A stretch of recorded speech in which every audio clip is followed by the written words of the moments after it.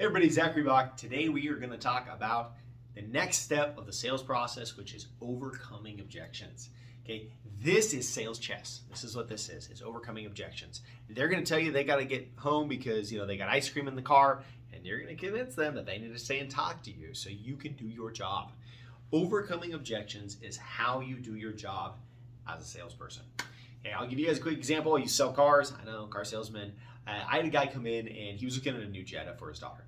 And we get inside, he goes to the test drive, he does everything, and he goes, it was like a $23,000 car, and he's like, hey, I'll give you 12 grand for it.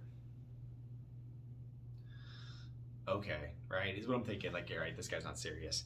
And so how do you break the ice with somebody like that? How do you get that? And I already broke the ice, I already built some rapport, but how do I get somebody like that to be realistic when he thinks that he has to offer half price?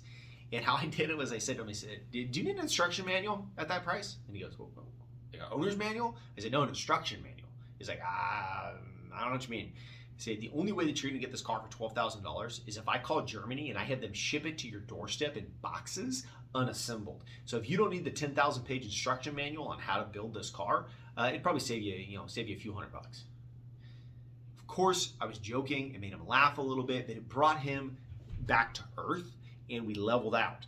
Overcoming objections is what separates the really good salespeople from everybody else. When you start learning how to overcome objections, it gets fun, quite honestly, because that's when people want to get you off the phone. They don't want to talk to you at the grocery store. They don't want to do those things, but you got to convince them to do it. And so this is where, like we talked about in Prepare and Present, you got to be good at your scripts. So overcoming objections is, well, I don't want to pay 6% for a listing. I don't want to pay 5%. I think I can sell my house on my own. Why wouldn't I just go directly to the listing agent? Why do I need you to go with me to a new build, right? Why do I need a home inspection on a new build? Why do I need this? Why do I need that? Hey, I'm too busy right now to talk to you on the phone. Hey, what do you want? I'm not buying anything. I'm not selling anything, right? Overcoming objections is huge. And one of the best ways is to practice through role playing. Whether you're role playing with your family, whether you're role playing with coworkers, whether you're role playing with random people on the street, I don't care. Figure out a way to role play. You have to practice. Right? When you got into whatever job you did prior to real estate, you practiced, right? Maybe you were really good at Excel. Maybe you did whatever. Maybe you're a race car driver. I don't know what it was that got you into real estate, but you practiced.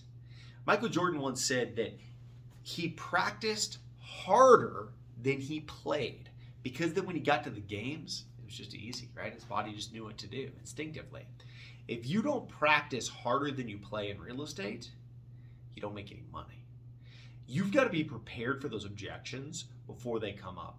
And like I said, the only way to really overcome objections is scripting, to know what they're going to ask and say before they even say it. So start preparing to overcome objections. Start practicing those scripts. Start knowing that stuff. When they say, hey, I don't have time to meet this week. Hey, listen, I only need 15 minutes of your time. Hey, I only need 15 minutes to sit down and talk to you. Let's meet at a Starbucks. I'll pay, okay? There's the okay again. Start getting ready to just simply know how to answer somebody. I always say in sales, no doesn't mean no. It means that you haven't asked the right question to get a yes. Okay? You have to work on it. Okay, if they tell you no, I don't want that appointment that day. Okay, what day do you want an appointment? I got this or I got this available.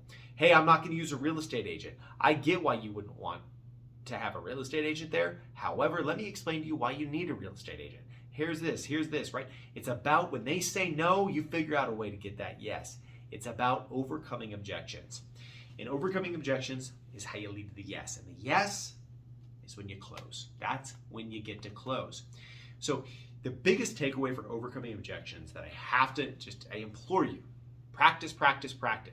You need to be weekly practicing overcoming objections at open houses, at listing appointments, at buyer consults. When you meet that person at the gym and you've got 15 seconds to get that person to talk to you before they want to put their headphones back on, or when you've got somebody at the grocery store and You want to get them to talk to you because you heard them on the phone and they were saying that, yeah, we're thinking about selling our house, we're thinking about moving to Colorado, yada, yada, yada, yada. And you want to engage that person.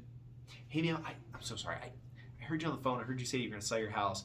I know that it can be a hard time thinking about moving out of state. Well, that's something that we specialize in, is helping people move out of state. I am a local area expert in this area. And so I'm very familiar with exactly what you want to do. And I'm sure that you can understand the value of having a professional real estate agent who is a local community ambassador represent you for your sale, right? Let me do this. I would love to just talk to you for a couple of minutes and to find out what your needs. I'm sure you're very busy today. I'll only take a couple of minutes, and let's make those minutes as effective as possible, okay?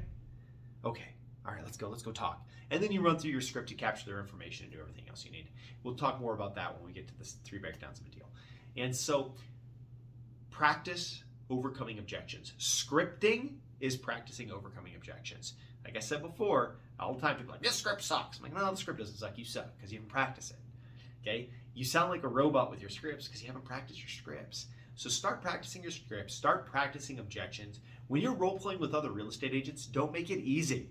Don't be role-playing circle prospecting and they're just laid out. It's like, okay, yep, sell my house. Please, just sell my house. Whatever you need, sell my house. I'll list it at 7%. You're good to go. No, make it hard. Throw these objections out there that you've heard. Make it difficult to earn that business, because then when you get into the trenches and you're on the phones, you're at somebody's door, you're at an open house, you're talking to that internet lead, you've already practiced it. You know what they're going to say before they're going to say it. And that allows you to walk them down the path that you want them to walk down to earn their business. But you have to practice overcoming objections. Overcoming objections is very difficult for people because it's easier just to say, okay, I get it. That's fine. You don't work with me. That's okay. I'll find somebody else that does. Versus earning that person's business right then, right there. I appreciate you guys. We're going to move on to the next step of the sales process, which is the all-important close. This is the 1026 Club. I'm Zachary Bach. I hope you're getting some value. If not, let me know. Let's talk about it. Tell me what I can do to do better. On to the close we go. Thank you so much.